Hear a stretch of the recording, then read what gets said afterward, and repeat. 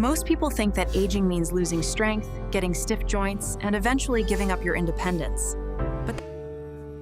In this video, I'm going to show you 5 movements backed by science that can literally reverse aging. We've taught these to thousands of students, men and women, ranging from people in their 30s all the way to 70s. And they all walk away moving better than people half their age. Look, your body isn't broken because of your age.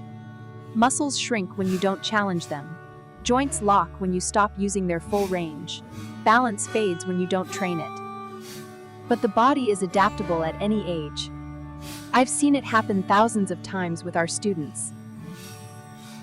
And now I'm going to show you 5 movements that you can start today to reclaim strength, freedom, and resilience. Number 1, hanging. Rebuild the shoulders and rewire the grip. Hanging decompresses your spine, rebuild your shoulders, and trains grip strength. And grip strength is not just about opening jars. Researchers literally use it as a biomarker of longevity. If you're a beginner, use a chair to support some of your weight. Let your shoulders gently open and build up accumulated time. If you're intermediate, then do a full dead hang, 20 to 40 seconds. Keep the ribs down, neck long. And advanced, build up to 10 minutes daily across variations. Mixed grips, scapular pulls, even one arm hangs. You can literally grab onto the rail like this, place your feet up onto it, and get into this position. You will literally get very similar benefits as you would into hanging. And the more that you kind of allow your lower back to sink down. So this is a really nice hack if you don't have anywhere to hang. A 2018 BMJ study showed low grip strength. One of our students, Chris, who's 61 years old, started with a 2-second assisted hang. Within weeks, she was at 30 seconds, and it even inspired her to start hula hooping again. The takeaway: hang daily. You will decompress your spine, strengthen your shoulder. Number 2, the deep squat. Owning the human resting position. The deep squat isn't a gym exercise, it's the original human resting position.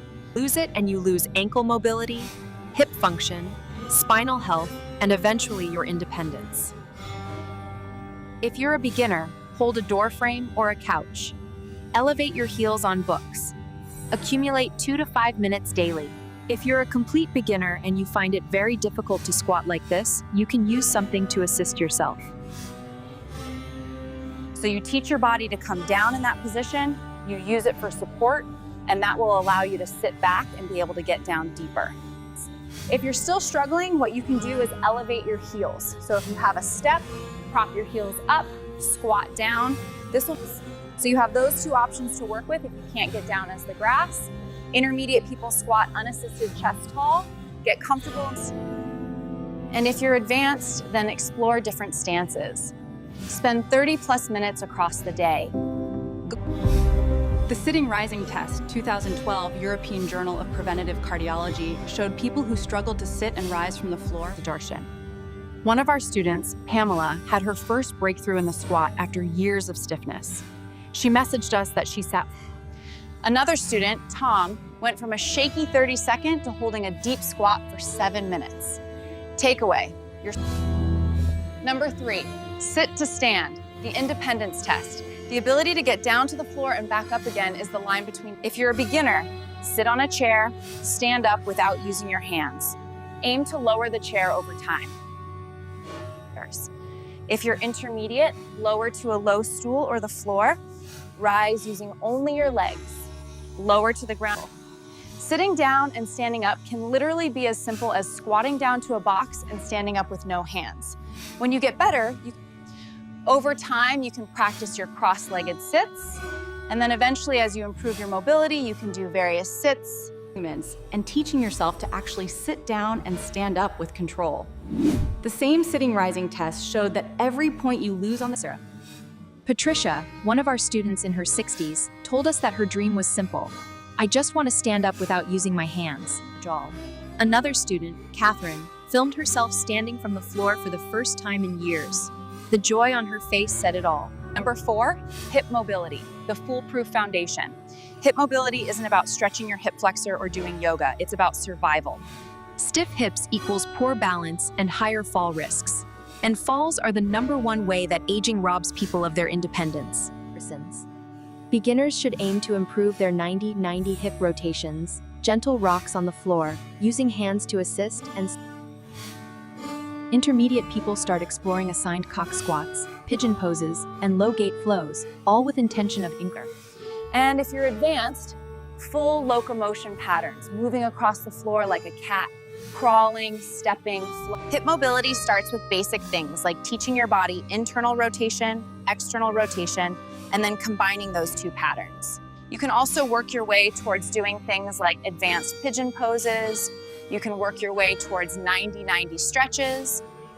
2014 studies showed that hip fractures in older adults carry a 20 to 30% chance of death within a year.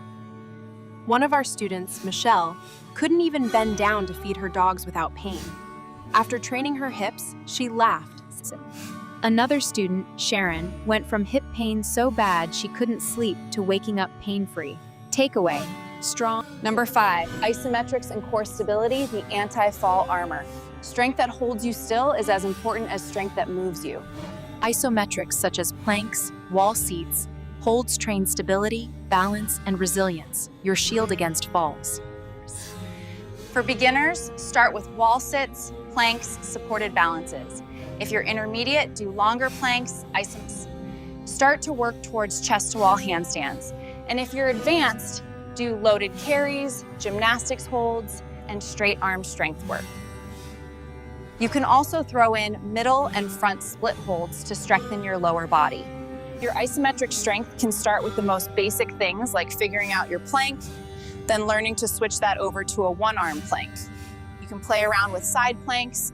Eventually, you would take that isometric over to the wall and practice your chest-to-wall handstands. And for the lower body, you would start with horse stance, work your way up towards your middle split holds, and then switch over to the long lunge hold. All of these will strengthen your hips, your ankles, and your knees. The Lancet Public Health 2018 reported that falls are the second. Gail, one of our students in her 50s, said that after 3 months of adding stability training, she feels stronger, moves better, and feels like herself again. Movement really is medicine. Ingrid, another student, went from hip pain and balance struggles to full, pain-free squats. These 5 aren't fitness hacks. They are human non-negotiables. Hang to grit, more life. Squat to stay human. Sit to stand to stay independent. Free your hips to avoid disaster.